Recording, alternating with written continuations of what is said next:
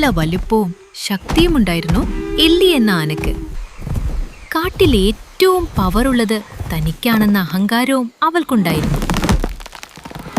ഒരു ദിവസം അണ്ണാറക്കണ്ണന്റെ ദേഹത്തേക്ക് എല്ലി ചെളിവെള്ളം തെറിപ്പിച്ചു.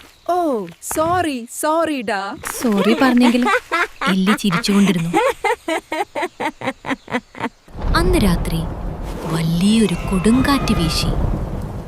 എല്ലിയുടെ ഏറ്റവും പ്രിയപ്പെട്ട തൊപ്പി കാറ്റിൽ പറന്നുപോയി. തൊപ്പി പറന്ന് ഒരു മരത്തിൽ കുടുങ്ങി. എല്ലി, നിനക്കെന്തു പറ്റി? എന്താണ് വിഷമിച്ചിരിക്കുന്നത്? എന്റെ തൊപ്പി ഇന്നലത്തെ കാറ്റിൽ പറന്ന് ഈ മരത്തിന്റെ മുകളിൽ വീണു. അതാണോ നിന്റെ വിഷമം? ഞാൻ നിന്നെ സഹായിക്കാം.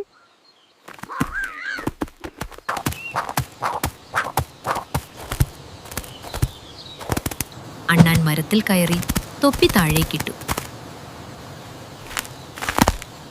തൊപ്പി കിട്ടിയതോടെ എല്ലിക്ക് സന്തോഷമായി. പക്ഷേ അവൾ കുറ്റബോധത്തോടെ പറഞ്ഞു, നിന്നെ ഞാൻ കുറേ പരിഹസിച്ചിട്ടുണ്ട്, പലതും ചെയ്തിട്ടുണ്ട്. എന്നോട് ക്ഷമിക്കണം.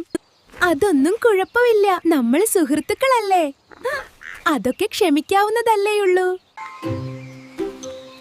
അന്നു മുതൽ അവർ കൂട്ടുകാരായി. അങ്ങനെ അണ്ണാൻ എല്ലിയെ ക്ഷമിക്കുന്നതിന്റെ പ്രാധാന്യം പഠിപ്പിച്ചു.